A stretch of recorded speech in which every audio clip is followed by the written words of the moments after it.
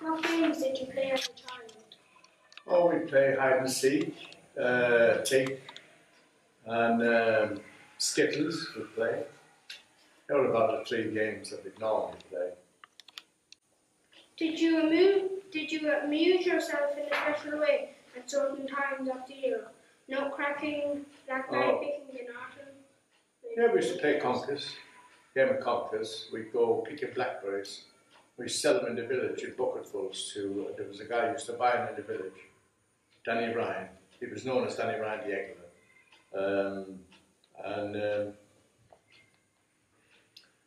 There was a few things we used to do, when we was young. What games did children play locally? Well, we normally played, it was a football, bit of hurling, and that was about it then, Did you tell stories while sitting around the fire in winter? My mother used to tell us the stories. She used to read them from a book that she used to buy the book was called Our Buys, and there was a woman who used to write the stories in there, ghost stories. Her name was Kitty the Hare. Well, that's the name she went by.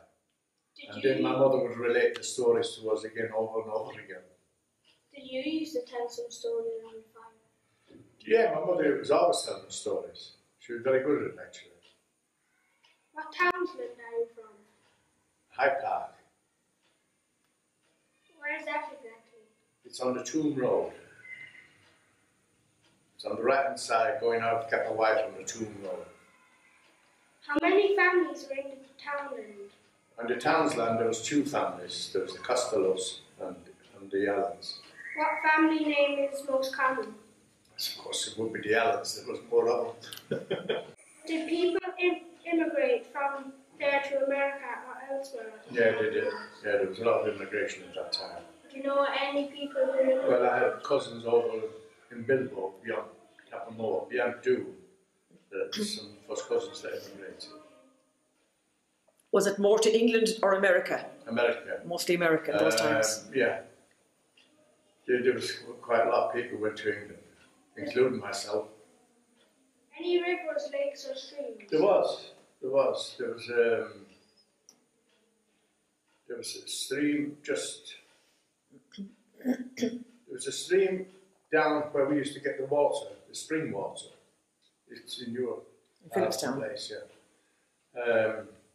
We used to go down through the field and in through the wood, and there was a spring there that we used to get the spring water before they put the pump at the 4 Cross Roads. That's where we used to get the spring water from. Yeah. On a Saturday, when my mother would be doing her big washing, we'd have to go down with maybe 3 or 4 buckets, and my arms felt a mile long, bringing the water up, We'd have to bring several buckets, even though she'd used some of the rainwater in the barrels at the back and the front. Where was the local fair held? In Cappawhite, in the village. Was it always held there? It was always held there, yeah. How were animals marked when sold? You used to rattle them, what they call rattling. It was a marker. Would they be all different colours? Well, farmers normally had their own little symbol that they'd mark it. So they knew their own animals. Can you remember anything else about the fair days in Kappa? Oh, I do. There used to be stalls there selling second-hand clothes, and they were called the Cashel Cars. And the reason why they were called the Cashel Cars was the people that were doing it was from Cashel. There's still some of the people living in Cashel. I've seen them. Yeah. And you can tell they're descendants of them. They were the Fitzgeralds. And then you had 2 brothers used to come. Oh, they were brilliant, absolutely brilliant musicians. They used to play in Limerick as well at the Hall matches and Tullis. They were fantastic musicians. They used to play at the fair. Well, there was one bloke who used to play the accordion, the squeeze box, and he was known as Scar Egan.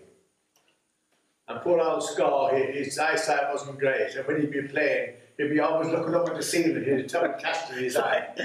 But they were lovely people, but there used to be terrible fights with tinkers. Oh God, I've seen some bad ones. Yeah.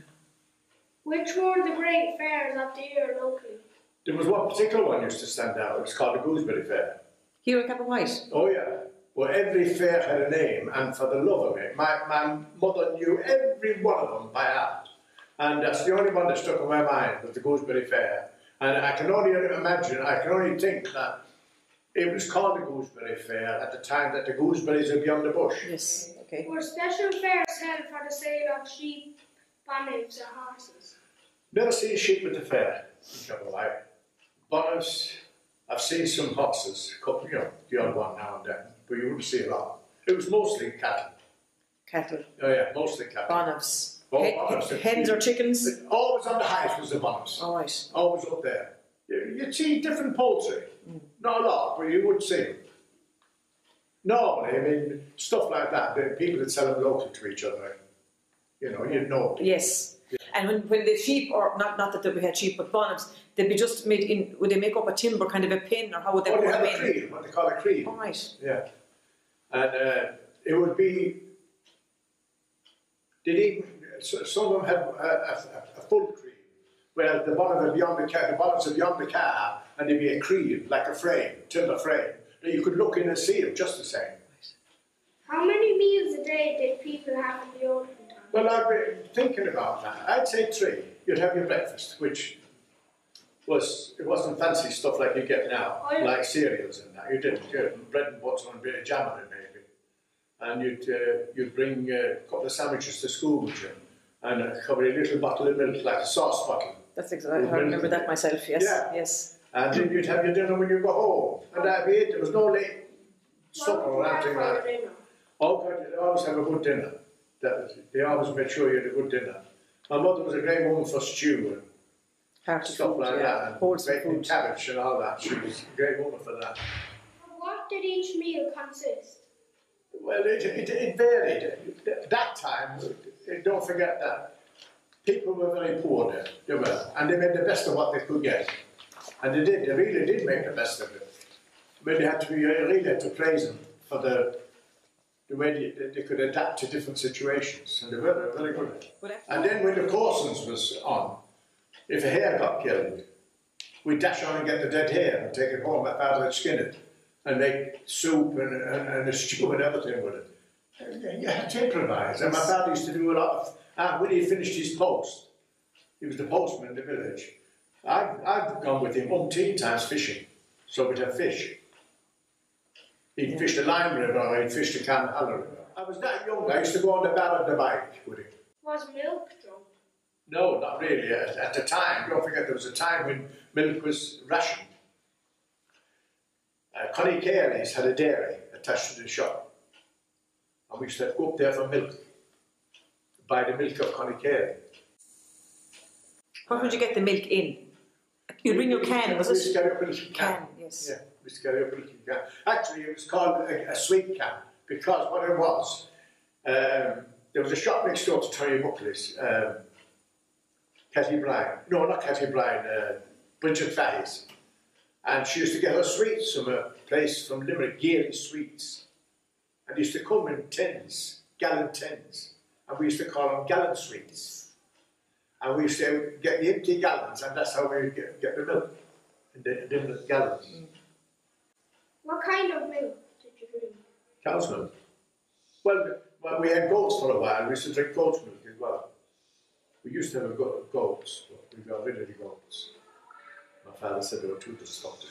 Eat everything. So did you keep a garden? Did you grow potatoes or carrots? I would safely say not because he was my father. I'd say he was the most brilliant gardener I've seen. Oh, he was unbelievable. He really was. Yes. I mean, my father done 2 jobs every day. He'd come home from the post, have a meal, and then go out to the farmers and do land drains. And he's still doing all his own stuff at home. He never bought veg or spuds or anything. Never bought them. Never. Always grew his own. What kind of bread was he eating? My mother baked all her own bread. She didn't buy bread. Saturday was a big baking day. She used to, oh God, there was loads of bread everywhere on Saturday. She was a great woman for baking. Did she cook on the open fire? Yeah, oh yeah. With the skillet pot? Yeah, yeah. Can you describe that? Oh, we had it was a very wide open fire. And there was a crane, called a crane, with the hooks hanging down. And it was an adjustable hook. You could lower it or higher it over the fire. and she had about 3 different pots. She had one big pot, which she used mostly for when she made her own black puddings. She used to put a stick across the top of it, and the rings of puddings down into the water to cook them when she'd fill them. She filled them herself. She filled all her own black puddings. I've sat there watching her doing it. Delicious. I bet they were delicious. How many times have I said that I've never ever, and I probably won't, ever tasted black pudding like it. No, it's just special. So special. Was meat often eaten? It was, yeah. We used to eat quite a bit of meat, actually, because she used to insist on that pig getting killed. So. What kind of meat, like? What she used to do was, she was great to improvise. If there wasn't bacon, she used to get bones off the butchers and make stew. She'd buy the bones with vegetables and everything like that. And of course, there was always a bit of meat on the bones and the marrow. And the marrow, you see, that's the thing people forget now. Yeah. The marrow in the bones. Oh, the marrow in the bones. Yes. That made the stew. Yeah. That actually made the stew. I mean, I've seen my mother poke the marrow out of the bones. Yes. And mix it in. Mm. Getting back to the bacon, did you have it hanging? We did. Yeah, hanging, yeah we did. We used to hang it after ceiling, yeah. And we had this, we had no garage or anything like that. And there was a stand in the corner, we used to have the stand in the corner, a timber barrel. Yes. And that's where the bacon was kept. It was salted and put in there. And that barrel did he grow? Empty. He grew every vegetable you can think of. His garden was unbelievable. We used to call it the Haggart, the kitchen garden. But he was so meticulous with everything he did. But, I mean, even strawberries, apples, gooseberries, you name it, it was there. He grew everything. And then there was a time when there was a scheme, Muito Natira, where farmers allotted a certain amount of land for people to grow. And my father's piece was in Old Castle, outside. Dan Ryan's now. Yes. You know. Oh, yes. Well, it was always down. Well, up there it was. Because I remember going up there setting the spuds in. And people used to, but he always grew enough spuds at home. You know what I mean? To last you a year. Apart from his Haggart, he used to grow up in the plot as well, you know. And my mother never bought a chicken. Never. She never bought a chicken. She always reared her own. Because I remember one year when I came home from England on holidays, and my wife was with me, because the wife is English, and my mother said to me, Nancy, will you go out and get me a couple of cocks for tomorrow? You know, yes. Chickens. And so I went out into the pin and I got 2 cocks and put them into her. And Elsie went out the hanks and washing up. And she coming back in, my mother was sat on the back doorstep, killing the chickens. Oh God. Elsie got an awful fright. I'll never forget that. And she went, oh! And my mother said, you won't be saying that tomorrow when you're eating it. And about the garden then, how did you store your potatoes? My father used to pit them, what they call pit them. He'd dig a long pit, and then he'd put them in there. Then, about halfway through the pitting process, of course they'd sprout a bit. Now they used to call that process tunning the spuds, meaning that every spud, the eye growth had to be picked off. Right. So you always, when he'd done a pit, he always left, he used to dig out a little furrow for the pit, and he always left about a yard or so that there was nothing in. It was the same pit, but a yard back, and the reason for that was that when you was tunning them, you had that much to play with all the time. And I taught them umpteen times, but there was jobs you had to do. Now children moan about doing little bits of jobs. We had jobs set out for us. We knew on a Saturday my mother would do washing and baking, so we had to bring a lot of water, clean water, spring water. What ancient monuments are found in your district? Well, I think the most popular one, and the one that stands out most of all, is the fox cover. The fox cover, they used to say mass there, years and years and years ago. Actually, they were saying mass there before they built the church in Cappawhite. I think that was 1803. And that was, I think one of the first priests there was Father Crowe. He was the man that gave the land for this school. When you were young, was there many cars around? Oh no, I could tell you. One of the first people around here that had a car was Georgie Fullen outside, Georgie's father. Right. And it was a great crack because people used to joke about it. You know, below at the community centre. Yes. You know the bend in the road there. Mm-hmm. Well, someone saw him one morning, Georgie. Oh, Georgie's a lovely man. He got out of the car and around the bend to see if it was not coming. They went back again in the car truck. But they were so innocent people then, you know, they were lovely. Cycling to town was just an ordinary thing to do. I remember one dog, Matt and Gwendolyn, the last time I seen him. We were great buddies, Matt and I. So what bloke didn't kill us, but he said to Denny one day, I'm cycling to town. He said, I've got to go into town for a bit of business. And Denny said, fine. And Matt had an awful habit.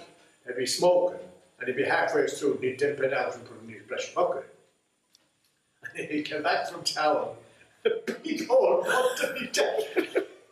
So what happened to you? He said, I put the butt of the fag in the pocket. He said, it mustn't have been out proper. He said, I wouldn't be cycling and the breeze coming. Were you ever dancing Cappawhite?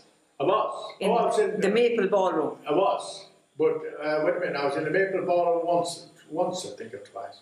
Where we used to go, we used to go in the Broken Hall to the Cadies and that. And of course, Master Conway, teacher from the Tech, he used to get us in and teach us Irish dancing. And Tom Quinlan, the melodeon player outside the village, he used to play the music while we learned how to dance. I was there several times. So people learned from each other, yeah. Yeah, but different type of people altogether. They were lovely people. This has been our interview by Taylor Allen Flynn on My Granddad Called Martin Allen. Thank you, Taylor. Thank you. You thought he was on television, didn't you? The way you said it.